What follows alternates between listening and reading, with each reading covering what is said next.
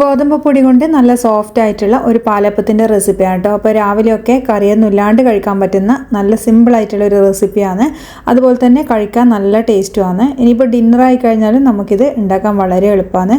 നമ്മൾ മാവ് ഉണ്ടാക്കി കഴിഞ്ഞിട്ട് വെറും അരമണിക്കൂർ കൊണ്ട് തന്നെ മാവ് നല്ലപോലെ പതിഞ്ഞ് പൊങ്ങി നല്ല അടിപൊളിയായിട്ട് ഈ ഒരു പാലപ്പം ഉണ്ടാക്കിയെടുക്കാം. ഇപ്പോൾ ഗോതമ്പ് പൊടി വെച്ചുകൊണ്ട് തന്നെ ഈ ഒരു പാലപ്പം ഉണ്ടാക്കുന്നുണ്ട്. ഗോതമ്പ് ദോശേൻ്റെ ടേസ്റ്റാണെന്നൊന്നും കരുതണ്ട കേട്ടോ. അതുപോലത്തെ ആ ഒരു ടേസ്റ്റേ അല്ല, നല്ല രുചിയിലാണ് കേട്ടോ നമ്മളിത് ഉണ്ടാക്കുന്നത്. അപ്പോൾ ഇത് തയ്യാറാക്കുന്നത് എങ്ങനെയാണെന്ന് നോക്കാം. അപ്പോൾ നമുക്ക് ഒരു ബൗൾ എടുത്തിട്ട് ആദ്യം കുറച്ച് അവിലൊന്ന് കുതിരാൻ വേണ്ടി മാറ്റി വെക്കണം. ഒരു 1/4 കപ്പ് അവിലാണ് ഞാൻ എടുത്തത്. മട്ട അരിൻ്റെ അവിലാട്ടോ ഞാൻ എടുത്തത്. വെള്ള അവിലുണ്ടെങ്കിൽ അതെടുത്താൽ നല്ലത് തന്നെ. പക്ഷേങ്കിൽ നമ്മൾ ഗോതമ്പ് പൊടി വെച്ചിട്ട് ഉണ്ടാക്കുമ്പോൾ നമുക്ക് ആ ഒരു വെള്ള കളർ എന്തായാലും കിട്ടൂല നമ്മളെ പാലപ്പത്തിന്. അതുകൊണ്ട് ഇനിയിപ്പോൾ മട്ട അരിൻ്റെ അവില നിങ്ങളുടെ അടുത്തുള്ളെങ്കിൽ അതെടുത്താലും കുഴപ്പമൊന്നുമില്ല. അപ്പോൾ നല്ലപോലെ കഴുകിയെടുത്തതിന് ശേഷം കേട്ടോ ഞാൻ ഇത് കുതിരാൻ വേണ്ടി മാറ്റി വെക്കുന്നത്. ഇനി വേറൊരു ബൗളിലേക്ക് നമുക്ക് 1 കപ്പ് ഗോതമ്പ് പൊടി ചേർത്ത് കൊടുക്കാം. അതുപോലെ തന്നെ ഇതിലേക്ക് ആവശ്യമുള്ള ഉപ്പ് ചേർത്ത് കൊടുക്കാം. അപ്പോൾ നമ്മൾ 1 കപ്പ് ഗോതമ്പ് പൊടിക്കാണ് ഒരു 1/4 കപ്പ് നമ്മുടെ അവിലെടുത്തിട്ടുള്ളത് കേട്ടോ. അവിലിന് പകരം ചോറായി കഴിഞ്ഞാലും കുഴപ്പമൊന്നുമില്ല, പക്ഷെ അത് അരക്കുന്ന സമയത്ത് ചേർത്താൽ മതി. ഇനി ഇതിലേക്ക് നമുക്ക് പഞ്ചസാര ചേർത്ത് കൊടുക്കാം. പാലപ്പൊക്കെ ഉണ്ടാക്കുമ്പോൾ നമ്മൾ എന്തായാലും പഞ്ചസാര ചേർക്കുന്നുണ്ടല്ലോ. നമ്മൾ ഈസ്റ്റ് ചേർത്തിട്ട് ഇത് ഉണ്ടാക്കുന്നത്. അതുകൊണ്ട് തന്നെ നമ്മൾ ഈസ്റ്റൊക്കെ ആക്റ്റീവായി കിട്ടാൻ കൂടി വേണ്ടിയിട്ടാണ് പഞ്ചസാര ചേർക്കുന്നത്. അതുപോലെ തന്നെ നല്ലൊരു ടേസ്റ്റും ഉണ്ടാകും അപ്പം കഴിക്കുന്ന സമയത്ത്.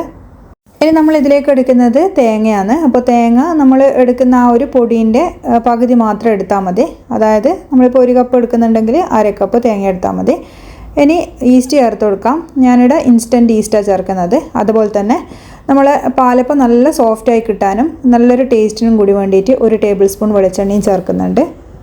അതുപോലെ തന്നെ നമ്മൾ അവിൽ നല്ല പോലെ കുതിർന്ന് കിട്ടിയിട്ടുണ്ട്. ഇനി അതിൻ്റെ ആ ഒരു വെള്ളമൊക്കെ ഒന്ന് പിഴിഞ്ഞ് മാറ്റിയിട്ട് നമുക്കിതിലേക്ക് ചേർത്ത് കൊടുക്കാം.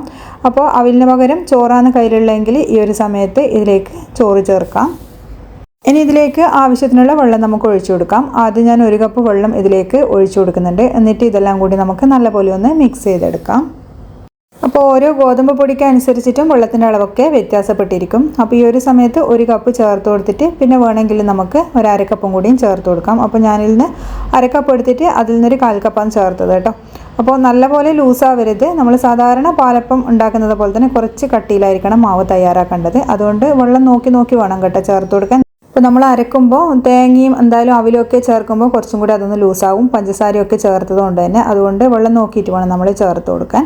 അപ്പോൾ ഏകദേശം ഒന്ന് മിക്സായി കഴിഞ്ഞ് കഴിഞ്ഞാൽ നമ്മളിത് മിക്സീൻ്റെ ജാറിലേക്കൊന്ന് മാറ്റിയിട്ട് നല്ല പേസ്റ്റ് പോലെ തന്നെ അരച്ചെടുക്കുന്നുണ്ട്. അപ്പോൾ ഇതാ നമ്മൾ നല്ല ഫൈനായിട്ട് അരച്ചെടുത്തിട്ട് ബൗളിലേക്ക് അങ്ങ് മാറ്റുന്നുണ്ട്. പിന്നെ നമ്മൾ നേരത്തെ ബാക്കി വന്ന ആ ഒരു 1/4 കപ്പിലുള്ള കുറച്ച് വെള്ളം ഉണ്ടല്ലോ, അതും കൂടി ആ മിക്സീൻ്റെ ജാറിലേക്ക് ഒഴിച്ചിട്ട് ഇതിലേക്ക് അങ്ങ് ചേർത്ത് കൊടുക്കാം. എന്നിട്ട് നല്ല പോലെ ഒന്ന് മിക്സ് ചെയ്ത് കൊടുക്കാം. അപ്പോൾ ഈ ഒരു പാലപ്പത്തിന് നമ്മൾ ചപ്പാത്തിക്കും അതുപോലെ സാധാരണ അരി വെച്ചുണ്ടാക്കുന്ന പാലപ്പത്തിനൊക്കെ യൂസ് ചെയ്യുന്ന ഏത് കറി വെച്ചിട്ടും കഴിക്കാൻ പറ്റും.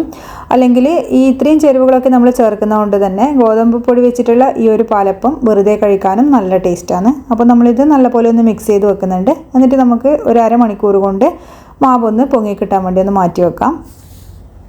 അപ്പോൾ ചൂടുള്ള കാലാവസ്ഥയൊക്കെ ആണെങ്കിൽ വെറും അരമണിക്കൂർ മാത്രം മതിയാകും കേട്ടോ മാവ് പൊങ്ങിക്കിട്ടാൻ. ഇനിയിപ്പോൾ നമ്മൾ ചൂടുള്ള അടുപ്പിൻ്റെ അടുത്തൊക്കെ വെച്ചിട്ടുണ്ടെങ്കിൽ പെട്ടെന്ന് തന്നെ ഇത് മാവ് പൊങ്ങിക്കിട്ടും. തണുപ്പൊക്കെ ഉള്ള സമയത്താണെങ്കിൽ പോലും ഏകദേശം 1 മണിക്കൂർ മാത്രം മതിയാകും കേട്ടോ മാവ് പൊങ്ങാൻ. അപ്പോൾ ഇതാ നമ്മൾ മാവ് നല്ല പോലെ തന്നെ പൊങ്ങി കിട്ടിയിട്ടുണ്ട്. നല്ല ബബിൾസൊക്കെ വന്ന് നല്ല സോപ്പ് പത പോലെ ആയിട്ടുണ്ട് നമ്മളെ മാവ്. അപ്പോൾ നമ്മൾ നേരത്തെ ഉപ്പും പഞ്ചസാരയൊക്കെ ചേർത്തുകൊണ്ട് തന്നെ ഈ ഒരു സമയത്ത് അങ്ങനെ നല്ലപോലെ അങ്ങ് ഇട്ട് ഇളക്കേണ്ട ആവശ്യമൊന്നുമില്ല. ജസ്റ്റ് ഒന്ന് മിക്സ് ചെയ്താൽ മതി. ഇനിയിപ്പോൾ മിക്സ് ചെയ്യുന്നില്ലെങ്കിലും കുഴപ്പമൊന്നുമില്ല. ഓരോ കയ്യിൽ മാവ് നമുക്ക് കോരി ഒഴിച്ച് പാലപ്പം ഉണ്ടാക്കിയെടുക്കാം. ഒരുപാടങ്ങ് കുത്തി ഇളക്കി കഴിഞ്ഞാൽ നമ്മൾ അപ്പം ഉണ്ടാക്കുന്ന സമയത്ത് ഹോൾസൊക്കെ വീണ് കിട്ടാൻ ബുദ്ധിമുട്ടായിരിക്കും. അതുകൊണ്ട് ജസ്റ്റ് ഒന്ന് മിക്സ് ചെയ്യാൻ മാത്രം മതി. ഇനിയിപ്പോൾ നമുക്കിതാ നമ്മൾ അയണിൻ്റെ ചീനച്ചട്ടിയാട്ടോ എടുത്തിട്ടുള്ളത്. അതിലേക്ക് ആവശ്യത്തിന് എണ്ണ പുരട്ടി കൊടുക്കാം. അതുപോലെ മീഡിയം ഫ്ലെയിമിൽ വെച്ചിട്ട് വേണം ഇത് ചുട്ടെടുക്കാൻ. ഒരു 1.25 കൈയിലോളം മാവ് ഞാനിതിലേക്ക് ഒഴിച്ചു കൊടുത്തിട്ടുണ്ട്. എന്നിട്ട് നമുക്കൊന്ന് ചുറ്റിച്ചു കൊടുത്തിട്ട് നല്ലപോലെ ഇവിടെ ഹോളൊക്കെ വന്നതിന് ശേഷം മാത്രമാണ് കേട്ടോ നമ്മളിത് മൂടി വെക്കുന്നത്. അല്ലെങ്കിൽ നമ്മൾ മാവ് ഒഴിച്ചിട്ട് ചുറ്റിച്ചിട്ട് പെട്ടെന്ന് തന്നെ മൂടി വെച്ച് കഴിഞ്ഞാൽ ഇതുപോലുള്ള ഹോൾസൊക്കെ വീഴാൻ ബുദ്ധിമുട്ടായിരിക്കും. അതിനുശേഷം നമുക്ക് മൂടി വെച്ചിട്ട് ഇത് കുക്ക് ചെയ്തെടുക്കാം. ഇനിയിപ്പോൾ തുറന്നിട്ട് നമുക്ക് 1-2 സെക്കൻഡ് നല്ല ക്രിസ്പിയായി കിട്ടാൻ വേണ്ടിയിട്ട് അങ്ങനെയും കുക്ക് ചെയ്തെടുക്കാം. അപ്പോൾ നല്ല ഹോളൊക്കെ വീണ് നല്ല അടിപൊളി അപ്പമാണ് കേട്ടോ ഇത്. ഇതിൻ്റെ മേലെ നമുക്ക് വേണമെങ്കിൽ എണ്ണ തളിച്ചു കൊടുക്കാം. അപ്പോൾ നമ്മൾ കല്ലിൽ ഒട്ടിപ്പിടിക്കുകയോ അങ്ങനെ ഒന്നും ചെയ്യൂല. വളരെ എളുപ്പത്തിൽ തന്നെ നമുക്കിത് വിട്ടുകിട്ടുകയും ചെയ്യും. നല്ല സോഫ്റ്റാണ്, അതുപോലെ തന്നെ നല്ല ക്രിസ്പിയാണ് കഴിക്കാൻ വേണ്ടിയിട്ട്. അപ്പോൾ തീർച്ചയായിട്ടും ഇതുപോലെ ഒന്ന് ട്രൈ ചെയ്ത് നോക്കണേ.